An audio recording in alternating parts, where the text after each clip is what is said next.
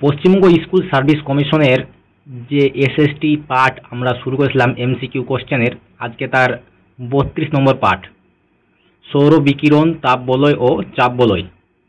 তো এখানে তোমরা দেখতে পাচ্ছ পশ্চিমবঙ্গ স্কুল সার্ভিস কমিশনের যে সিলেবাস এটি দেওয়া আছে, সিলেবাস অনুযায়ী ক্লাইমেটোলজি আমাদের চলছে এখন। তো ক্লাইমেটোলজির এই পার্টটি হচ্ছে 3 নম্বর পার্ট। তো 3 নম্বর পার্ট আমরা শুরু করছি। এখানে 3 নম্বর পার্টের মধ্যে আছে ইনসুলেশন, হিট বেল্ট এবং প্রেসার বেল্ট। এই তিনটি কিন্তু আজকে কভার করব। তো চলে যাবো আমরা সরাসরি প্রশ্নে। প্রথম প্রশ্ন, ইনসুলেশন বলতে কি বোঝায়? ইনসুলেশন বলতে কি বোঝায়? বায়ুমণ্ডলের চাপ, সূর্যের তেজস্ক্রিয়তা, সূর্য থেকে আগত শক্তি, পৃথিবীর ঘূর্ণায়মান। তো ইনসুলেশন বলতে বোঝায় সূর্য থেকে আগত যে তাপ, সেই তাপকে কিন্তু বোঝায়, সূর্য থেকে আগত তাপকে বোঝায়। তো উত্তর কিন্তু হবে সি, সূর্য থেকে আগত তাপ। সি, উত্তর সি। পরবর্তী প্রশ্ন, 2 নম্বর প্রশ্ন, পৃথিবীতে ইনসুলেশন কোথায় সর্বাধিক হয়?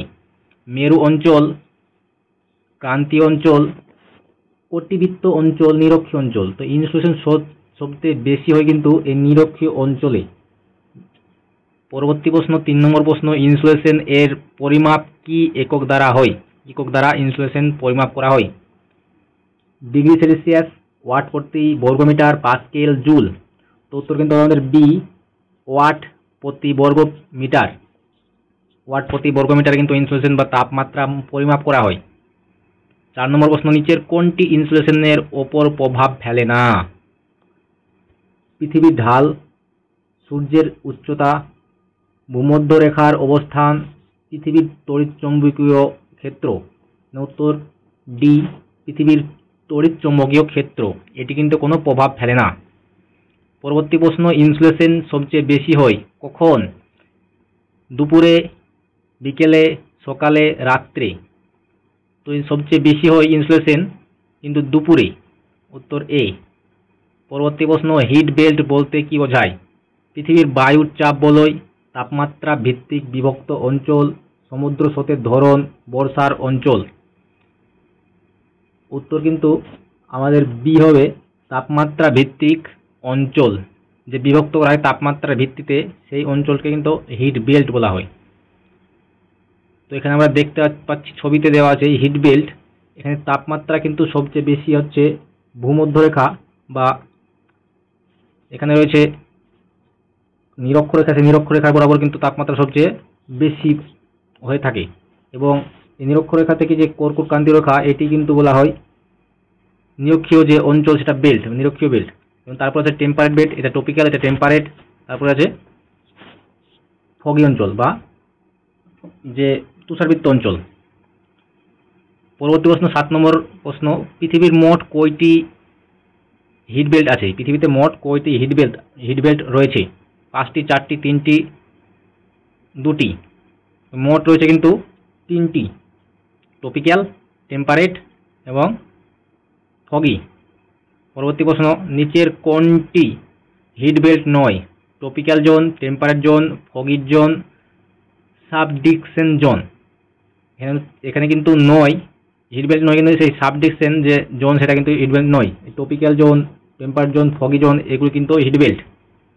পরবর্তী প্রশ্ন, ইনসুলেশন হিট বেল্ট থেকে 9 নম্বর প্রশ্ন, টপিক্যাল জোন এর সীমা কত? টপিক্যাল জোনটাতে সীমা কত? 0 থেকে 23.5 ডিগ্রি উত্তর ও দক্ষিণ, 30 থেকে 60 ডিগ্রি উত্তর ও দক্ষিণ, 66 ডিগ্রি 66.5 ডিগ্রি থেকে 90 ডিগ্রি উত্তর দক্ষিণ, 23.5 ডিগ্রি থেকে 66 ডিগ্রি উত্তর দক্ষিণ। এখানে উত্তর হবে টপিক্যাল জোনটার যে সীমা, সেটি কিন্তু 0 ডিগ্রি থেকে 23.5 ডিগ্রি কর্কট ক্রান্তি রেখা ওপরে, এবং নিচে হচ্ছে মকর ক্রান্তি রেখা পর্যন্ত, উত্তর দক্ষিণ। পরবর্তী প্রশ্ন, ফগির জোন। এই ফগির জোনটা কোথায় অবস্থিত? নিরক্ষরেখা অঞ্চলে, নিরক্ষীয় অঞ্চলে 66 ডিগ্রি থেকে 90 ডিগ্রি উত্তর ও দক্ষিণ অক্ষাংশে, 23.5 ডিগ্রি থেকে 66 ডিগ্রি অক্ষাংশে, কেবলমাত্র দক্ষিণ গোলার্ধে। তো উত্তর কিন্তু হবে বি, 66 ডিগ্রি থেকে 90 ডিগ্রি উত্তর ও দক্ষিণ অক্ষাংশে কিন্তু এই ফগির জোনটা অবস্থিত। পরবর্তী প্রশ্ন, টেম্পারেট জোন এর বিস্তার কোন অক্ষাংশে? তো পড়ে থাকলে কোনটা? 33.5 ডিগ্রি থেকে 66 ডিগ্রি উত্তর ও দক্ষিণ যে অক্ষাংশ, সেটি কিন্তু উত্তর হবে। নর্থ এবং সাউথ দুটোই হবে। পরবর্তী প্রশ্ন, এখানে তোমরা দেখতে হবে ছবিটা দেওয়া আছে এখানে যে ফগির জোনটা হচ্ছে 67 ডিগ্রি থেকে 90 ডিগ্রি পর্যন্ত। এটা 90 ডিগ্রি পোল, এটাও 90 ডিগ্রি পোল, দক্ষিণ পোল, এটা উত্তর পোল। তো এখানে কিন্তু ফগির জোনটা 67 ডিগ্রি থেকে 90 ডিগ্রি পর্যন্ত। যে টেম্পারেট জোন সেটা কিন্তু 33 ডিগ্রি থেকে 67 ডিগ্রি, এবং যে টরিড জোন বা টপিক্যাল জোন সেটা কিন্তু 0 ডিগ্রি থেকে 33 ডিগ্রি। এই মধ্যখানটা কিন্তু টপিক জোন।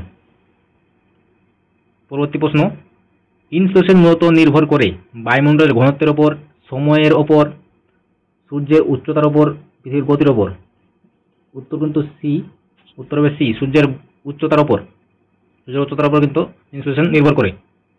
পরবর্তী প্রশ্ন, কোন হিট বেল্টে ঋতুগত পরিবর্তন সবচেয়ে বেশি দেখা যায়? ঋতুগত পরিবর্তন কোন হিট বেল্টে বেশি দেখা যায়? টপিক্যাল জোন, টেম্পারেট জোন, ফগির zone, equator zone. Temperate zone, এই টেম্পারেট জোনে কিন্তু ঋতুগত যে পরিবর্তন সেটা কিন্তু সবচেয়ে বেশি দেখা যায়। উত্তর বি। পরবর্তী প্রশ্ন, নিচের কোনটি ইনসুলেশন এর পরিমাণ নির্ধারণে প্রভাব ফেলে না? এখানে ফেলে না। পৃথিবীর ঢাল, মেঘের উপস্থিতি, সূর্যের তেজস্ক্রিয়তা, সমুদ্রের স্রোতের গতি। এখানে কিন্তু সমুদ্র স্রোতের গতি, তেজস্ক্রিয়তা, মেঘের উপস্থিতি এগুলি কিন্তু ইনসুলেশনের প্রভাব ফেলে, কিন্তু প্রভাব ফেলে নাকি পৃথিবীর ঢালও প্রভাব ফেলে। এখানে উত্তর কিন্তু হবে, এখানে কিন্তু প্রত্যক্ষভাবে প্রভাব ফেলে না সমুদ্র স্রোত। এই সমুদ্র স্রোতের গতি কিন্তু প্রত্যক্ষভাবে প্রভাব ফেলে না। উত্তর হবে কিন্তু এখানে ডি। পরবর্তী প্রশ্ন, ইনসুলেশন এর ফলে পৃথিবী পৃষ্ঠে কি ঘটে? মহাদেশীয় ভাঙন, ভূমিকম্প, উষ্ণতা বৃদ্ধি, চৌম্বকীয় পরিবর্তন। এখানে উত্তর সি, উষ্ণতা বৃদ্ধি। পরবর্তী প্রশ্ন, অ্যালবেডো মানে কি? তাপ বিকিরণ, সূর্যের উচ্চতাপ, প্রতিফলিত তাপের পরিমাণ, মেঘের ঘনত্ব। অ্যালবেডো বলতে বোঝায় প্রতিফলিত তাপের পরিমাণ। 17 নম্বর প্রশ্ন, অ্যালবেডো বেশি হয় কোথায়? অ্যালবেডো বেশি হয় কালো মাটিতে, তৃণভূমিতে, বরফে, জলাশয়ে। কিন্তু অ্যালবেডো সবচেয়ে বেশি হয় কিন্তু বরফে কিন্তু অ্যালবেডো সবচেয়ে বেশি হয়, প্রতিফলিত রশ্মি সবচেয়ে বেশি হয়। ইনসুলেশন এর ফলে সৃষ্টি হয় কি? সৃষ্টি হয় ভূমিকম্প, তাপমাত্রা, বৃষ্টিপাত, সমুদ্র স্রোত, কৃত্রিম উপগ্রহ।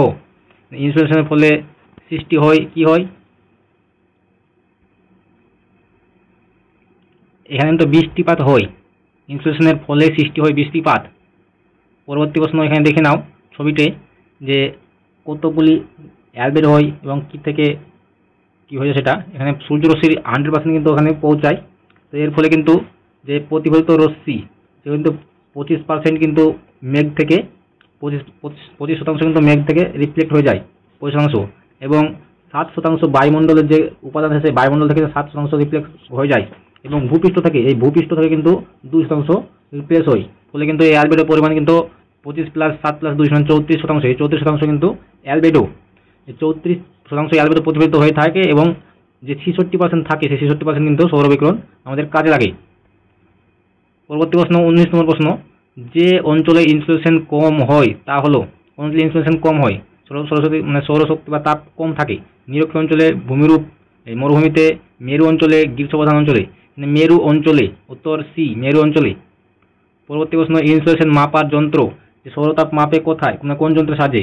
Barometer, hygrometer, spirometer, অ্যান্টিনোমিটার।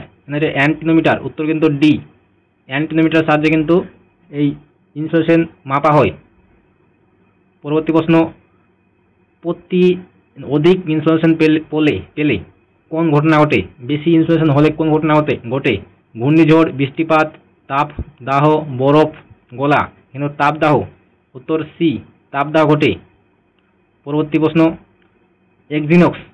এক্সিনোক্সের সময় ইনসুলেশন হয় কোথায়? শুধুমাত্র উত্তর গোলার্ধে, শুধুমাত্র দক্ষিণ গোলার্ধে, উভয় গোলার্ধে, শুধুমাত্র নিরক্ষরেখায়। এক্সিনোক্সের সময় কিন্তু হয় শুধুমাত্র উত্তর গোলার্ধে। পরবর্তী প্রশ্ন, সূর্যের যে তাপ সেটি নির্ভর করে কিসে? বায়ুর চাপের ওপর, অক্ষাংশের ওপর, ভূমিকম্পের ওপর, আগ্নেয়গিরির ওপর। সূর্যের তাপ কিন্তু নির্ভর করে অক্ষাংশের ওপর। উত্তর বি, অক্ষাংশের ওপর কিন্তু সূর্যের তাপ নির্ভর করে। পরবর্তী প্রশ্ন, মেঘের পরিমাণ বাড়লে ইনসুলেশন কি হয়? কমে যায়, বাড়ে, অপরিবর্তিত থাকে, অদৃশ্য হয়। মেঘের পরিমাণ বাড়লে ইনসুলেশনের পরিমাণ কমে যায়, তাপমাত্রা কম আসে, ওটা অ্যালবেডো বেশি হয়। পরবর্তী প্রশ্ন কিন্তু 25 নম্বর প্রশ্ন, সূর্য থেকে আসা ইনসুলেশন এর একমাত্র মাধ্যম? সংবহন, পরিবাহন, বিকিরণ, অপচয়। উত্তর সি, বিকিরণ। পরবর্তী প্রশ্ন 26 নম্বর প্রশ্ন, নিরক্ষরেখার দিন ও রাত্রে তাপমাত্রা তারতম্য বেশি থাকে, কম, নেই, সমান। দিন ও রাত্রের তাপমাত্রা কেমন হয় নিরক্ষরেখায়?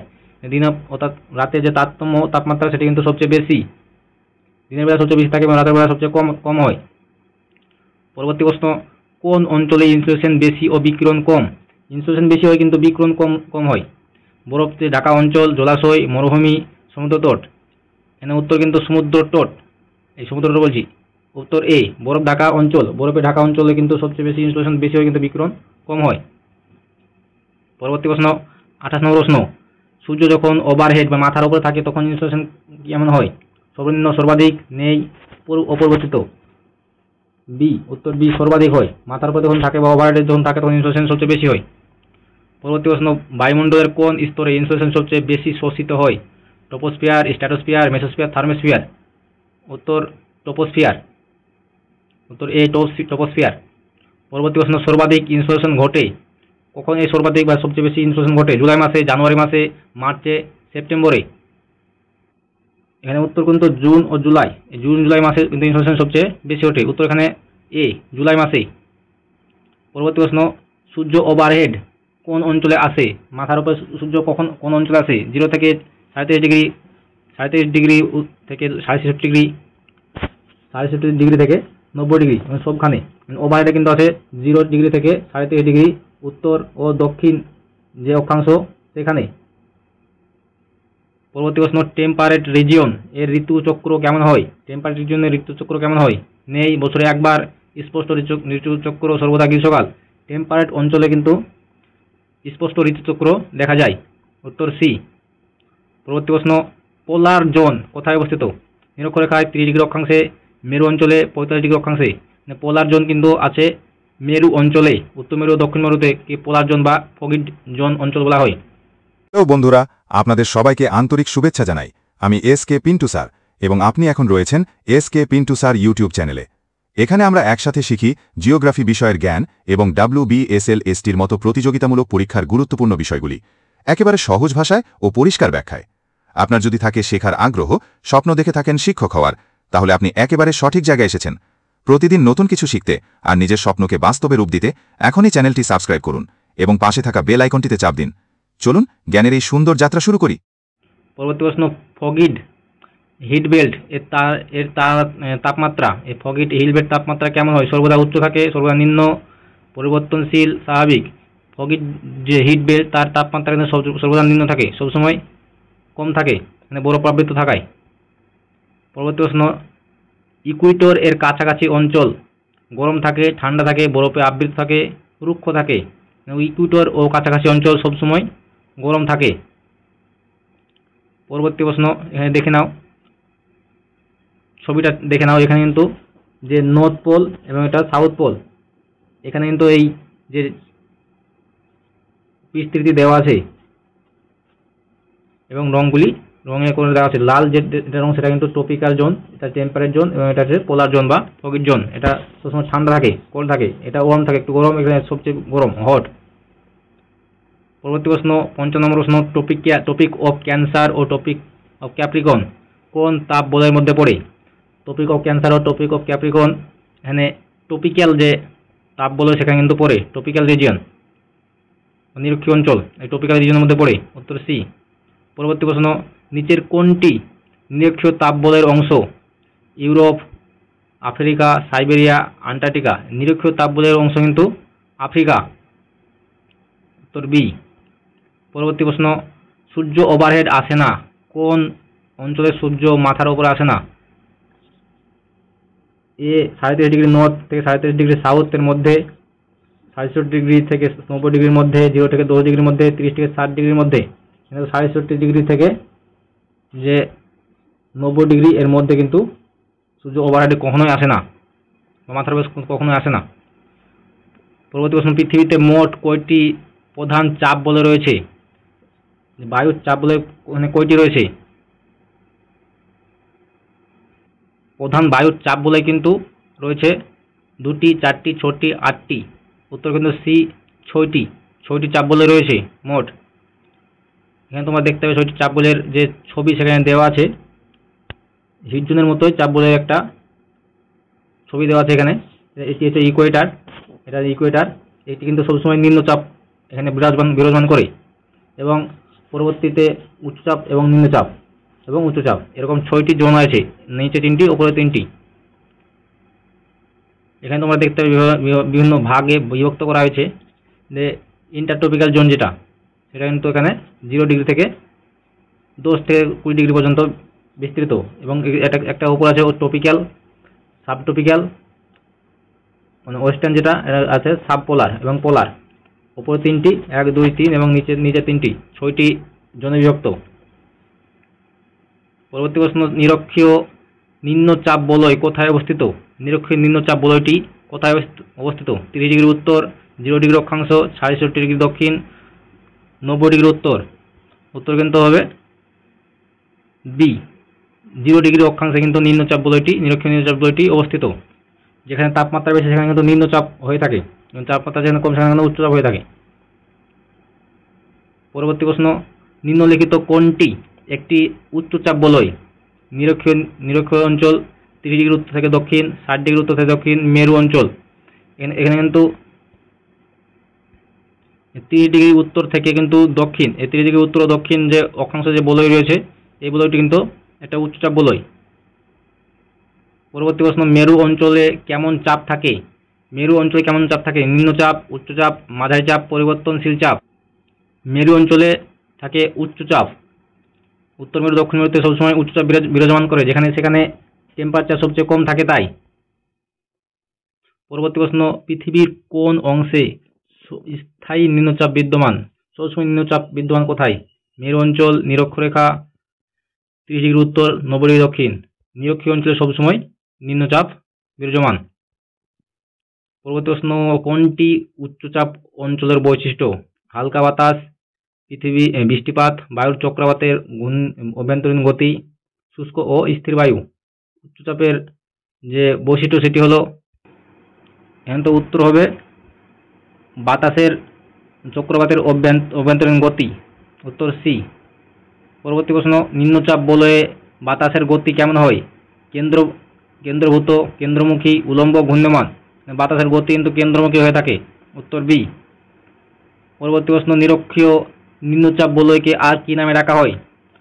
ওয়েস্টার্লিস, পোলার ফ্রন্ট, ডলড্রামস, সাবট্রপিক। এখানে তো নিরক্ষীয় নিম্নচাপ বলয়কে কিন্তু ডলড্রামস বলা হয়। ডলড্রামস বা স্থির অঞ্চল, সেখানে কোনো বায়ু প্রবাহ হয় না। পরবর্তী প্রশ্ন, বাতাসে সব সময় প্রবাহিত হয়, বাতাস সবসময় কোন দিক থেকে কোন দিকে প্রবাহিত হয়? নিম্নচাপ থেকে উচ্চচাপে, উচ্চচাপ থেকে নিম্নচাপে, উত্তর থেকে দক্ষিণে, পশ্চিম থেকে পূর্বে। উত্তর কিন্তু উচ্চচাপ থেকে নিম্নচাপের দিকে কিন্তু সবসময় বাতাস প্রবাহিত হয়। পরবর্তী প্রশ্ন, 7 নম্বর প্রশ্ন, সাবট্রপিক্যাল হাই প্রেসার বেল্ট কোথায় অবস্থিত? Subtropical high pressure belt 0 degree 30 degree north থেকে সাউথ, উত্তর দক্ষিণ, 60 ডিগ্রি 90 ডিগ্রি। এখানে সাবট্রপিক্যাল জোন তোমরা দেখতে হবে যে সাবট্রপিক্যাল জোন কোথায় অবস্থিত। 30 ডিগ্রি নর্থ এবং 30 ডিগ্রি সাউথ। এইটা কিন্তু সাবট্রপিক্যাল জোন উত্তর, এবং সাবট্রপিক্যাল জোন দক্ষিণ। এখানে উত্তর কিন্তু হয়ে যাবে উত্তর বি, 30 ডিগ্রি নর্থ থেকে 30 ডিগ্রি সাউথ, 30 নর্থ ও 30 ডিগ্রি সাউথ। এটি কিন্তু সাবট্রপিক্যাল হাই প্রেসার বেল্ট। পরবর্তী প্রশ্ন, নিচের কোনটি পোলার হাই প্রেসার বেল্ট এর একটি বৈশিষ্ট্য? পোলার হাই প্রেসার বেল্টের বৈশিষ্ট্য, তাপমাত্রা বেশি, বৃষ্টিপাত বেশি, ঠান্ডা ও ঘন বায়ু, উষ্ণ বায়ু। পোলার হাই প্রেসার বেল্টে কিন্তু সবসময় ঠান্ডা ও ঘন বায়ু কিন্তু ঘন হয়, উত্তর সি। পরবর্তী প্রশ্ন, নিম্নচাপ অঞ্চল সাধারণত থাকে, নিম্নচাপ অঞ্চল কি থাকে? শুষ্ক ও নির্জন থাকে, আর্দ্র ও বৃষ্টিপূর্ণ, বরফে ঢাকা, স্থির। নিম্নচাপ অঞ্চল সাধারণত থাকে আর্দ্র ও বৃষ্টিপূর্ণ, সবসময় আর্দ্র, ভেজা ও বৃষ্টিপূর্ণ হয়ে থাকে, বৃষ্টিপাত সবসময় হয়ে থাকে, প্রচণ্ড বৃষ্টি। পরবর্তী প্রশ্ন, নিচের কোন অঞ্চলটি সবসময় উচ্চচাপ অঞ্চলে পড়ে? নিরক্ষীয় অঞ্চল, 60 ডিগ্রি অঞ্চল, মেরু অঞ্চল, ট্রপিক অঞ্চল। উত্তর সি, মেরু অঞ্চল। মেরু অঞ্চল সবসময় উচ্চচাপ অঞ্চলে পড়ে। পরবর্তী প্রশ্ন, বাতাসের গতিপথ প্রবাহিত হয় কিসের দ্বারা? সূর্যরশ্মির দ্বারা, কোরিওলিস বলের দ্বারা, সমুদ্র প্রবাহ দ্বারা, মেঘের পরিমাণ দ্বারা। কোরিওলিস বল এর দ্বারা কিন্তু বাতাসের গতিপথ প্রবাহিত হয়ে থাকে। উত্তরের যে বাতাস সেটা কিন্তু ডান দিকে এবং দক্ষিণে বাম দিকে প্রবাহিত হয় এই ক্রস বলের প্রভাবে। পরবর্তী প্রশ্ন, বাতাসের চক্র গঠনের মূল কারণ। বাতাসের চক্র গঠন তার মূল কারণ কি? সমুদ্র, চাঁদ, চাপ বলয়, বৃষ্টি। উত্তর চাপ বলয়। এই প্রেসার বেল্ট কিন্তু এই বাতাস চক্র গঠনের মূল কারণ। পরবর্তী প্রশ্ন, নিরক্ষরেখায় নিম্নচাপ থাকার প্রধান কারণ কি? সূর্য ওভারহেড আসা, মেঘ থাকা, শীতলতার বেশি, হিমবাহ থাকে। আনসার কিন্তু এ, সূর্য সবসময় ওভারহেড বা মাথার উপরে বিরাজমান থাকে, তাই কিন্তু এখানে নিরক্ষরেখা সবসময় নিম্নচাপ বিরাজমান থাকে। পরবর্তী প্রশ্ন, 60 ডিগ্রি অক্ষাংশে নিম্নচাপ সৃষ্টি হয় কেন? সমুদ্রের উপস্থিতি, কোরওয়েজ বল, দুটি বাতাসের সংঘর্ষ, উচ্চতর তাপমাত্রা। উত্তর সি, দুটি বাতাসের সংঘর্ষ। উত্তর থেকে আসে নিম্নচাপ বলয় থেকে নিরক্ষরেখা থেকে এবং নিরক্ষরেখা নিম্নচাপ থেকে উচ্চচাপ দিকে যায় এবং এখানে একটা সংঘর্ষ সৃষ্টি হয়, ফলে যে 60 ডিগ্রি অক্ষাংশ সেখানে কিন্তু নিম্নচাপ, উত্তর এবং দক্ষিণে নিম্নচাপ সৃষ্টি হয়। পরবর্তী প্রশ্ন, চক্রবাত ও প্রতিচক্রবাতের কারণ কি? ঘূর্ণবাত ও প্রতি ঘূর্ণপাতের কারণ কি? ভূমিকম্পন, সমুদ্রস্রোত, উচ্চচাপ ও নিম্নচাপ বলয়, আগ্নেয়গিরি। উত্তর সি, উচ্চচাপ ও নিম্নচাপ বলয়। প্রশ্ন নম্বর 80, সাবপোলার লো প্রেসার বেল্ট কোথায় অবস্থিত? সাবপোলার লো প্রেসার বেল্ট সেটা কোথায় অবস্থিত? 30 ডিগ্রি, 45 ডিগ্রি, 60 ডিগ্রি, 90 ডিগ্রি। সাবপোলার যে লো প্রেসার বেল্ট সেটা কিন্তু 60 ডিগ্রিতে অবস্থিত, সাবপোলার লো প্রেসার বেল্ট। পরবর্তী প্রশ্ন, পোলার স্টার অঞ্চল বা পোলার স্টারলিস যে অঞ্চল সেটা কোন, মানে কি উৎপন্ন করে? কোন অঞ্চল থেকে কোন অঞ্চল উৎপন্ন হয়? নিরক্ষরেখা, সাবট্রপিক্যাল বেল্ট, পোলার হাই প্রেসার বেল্ট, সাবপোলার বেল্ট। এখানে উত্তর কিন্তু সাব স্টার যে অঞ্চল সেটা উৎপন্ন হয় পোলার হাই বেল্ট, পোলার হাই প্রেসার বেল্ট, সেখানে কিন্তু এটি উৎপন্ন হয়। পরবর্তী প্রশ্ন, বায়ুর উত্থান ঘটে নিম্নচাপ বলে, উচ্চচাপ বলে, স্থির বলে সকল অঞ্চলে। কিন্তু উচ্চচাপ বায়ুর উত্থান কিন্তু নিম্নচাপ অঞ্চলে কিন্তু হয়ে থাকে, বায়ুর উপর দিকে উঠে যায়, নিম্নচাপ অঞ্চল কিন্তু হয়ে থাকে। পরবর্তী প্রশ্ন, সাবট্রপিক্যাল হাই প্রেসার বেল্ট কিসের জন্য বিখ্যাত? চিরস্থায়ী বরফ, শান্ত আবহাওয়া, ঘূর্ণিঝড়, ঝড় বৃষ্টি। সাবট্রপিক্যাল যে হাই প্রেসার বেল্ট সেটা কিন্তু সবসময় শান্ত অবস্থায় থাকে, শান্ত আবহাওয়ার জন্য বিখ্যাত। পরবর্তী প্রশ্ন, চাপ বলয়ের গঠন নির্ধারণে ভূমিকার জন্য কোনটি গুরুত্বপূর্ণ নয়? সূর্য, ভূ আকৃতি, চৌম্বক ক্ষেত্র, কোরেস বল। এখানে চৌম্বক ক্ষেত্র এটি কিন্তু গুরুত্বপূর্ণ নয়।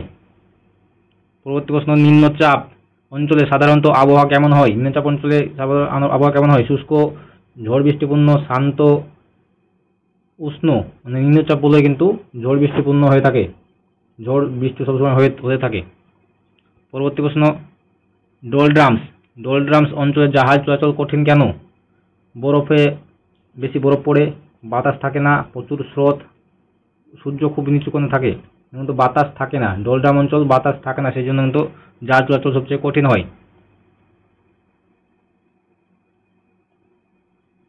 পরবর্তী প্রশ্ন, ট্রেড উইন্ড কোন দিক থেকে কোন দিকে প্রবাহিত হয়? পূর্ব থেকে পশ্চিমে, পশ্চিম থেকে পূর্বে, উত্তর থেকে দক্ষিণে, দক্ষিণ থেকে উত্তর দিকে। উত্তর এ, পূর্ব থেকে পশ্চিমে। ট্রেড উইন্ড পূর্ব থেকে পশ্চিম দিকে কিন্তু প্রবাহিত হয় সবসময়, এটি একটি নিয়ত বায়ু প্রবাহ। 94 নম্বর প্রশ্ন, সাবপোলার অঞ্চলের চাপ কেমন থাকে? সাবপোলার অঞ্চলের চাপ কেমন থাকে? স্থায়ী চাপ, স্থায়ী উচ্চচাপ, সাময়িক চাপ, পরিবর্তনশীল চাপ। এখানে তো সাবপোলার অঞ্চলে স্থায়ী নিম্নচাপ কিন্তু বিরাজমান করে, সবসময় নিম্নচাপ বিরাজমান করে। উত্তর এ। পরবর্তী প্রশ্ন, 30 ডিগ্রি অক্ষাংশে কোন বায়ু ব্যবস্থা দেখা যায়? বায়ুর অবস্থা দেখা যায় কোন বায়ু ব্যবস্থা 30 ডিগ্রি অক্ষাংশে? ওয়েস্টার্লিস, পোলার উইন্ড, ট্রেড উইন্ড, তারপর আছে ইস্টার্লিস। 30 থেকে 35 ডিগ্রি অক্ষাংশে কিন্তু ট্রেড উইন্ড দেখা যায় বা বাণিজ্য বায়ু, একটি নিয়ত বায়ু প্রবাহ ট্রেড উইন্ড। পরবর্তী প্রশ্ন, কোন চাপ বলয় মরুভূমির সৃষ্টি করে? নিম্নচাপ, উচ্চচাপ, মেরু চাপ এবং উপনিম্নচাপ। এখন তো উচ্চচাপ বলয় কিন্তু মরুভূমির সৃষ্টি করে। উত্তর বি, উচ্চচাপ। পরবর্তী প্রশ্ন, উত্তর ও দক্ষিণ মেরু অঞ্চলে চাপের দিক কেমন হয়? চাপের যে দিক কেমন হয়? নিম্নচাপ, উচ্চচাপ, স্থির, রুক্ষ। এখানে উচ্চচাপ বলয় সবসময় কিন্তু উচ্চচাপ বলয় বিরাজমান করে উত্তর ও দক্ষিণ যে মেরু, সেখানে মেরু অঞ্চলে পোলার যে অঞ্চল সেখানে উচ্চচাপ সবসময় উচ্চচাপ বিরাজমান করে। পরবর্তী প্রশ্ন, নিচের কোনটি পৃথিবীর প্রধান চাপ বলয় নয়? নিরক্ষীয় অঞ্চল, নিরক্ষীয় নিম্নচাপ বলয়, উপক্রান্তীয় উচ্চচাপ বলয়, মাঝারি নিম্নচাপ বলয়, ক্যান্সার চাপ বলয়। এখানে ক্যান্সার চাপ বলয় কিন্তু কোনো প্রধান চাপ বলয় নয়। এটা উপেক্ষক ক্যান্সার চাপ বলয় কিন্তু কোনো প্রধান চাপ বলয় নয়, কিন্তু এই নিরক্ষীয় চাপ বলয়, উপক্রান্তীয় চাপ বলয় এবং মাঝারি চাপ বলয় কিন্তু প্রধান চাপ বলয়ের উদাহরণ। এখানে দেখতে হবে তোমার ছবিতে চাপ বলয়গুলি, টপিক অফ ক্যান্সার কিন্তু এবং এটা টপিক অফ ক্যাপ্রিকন।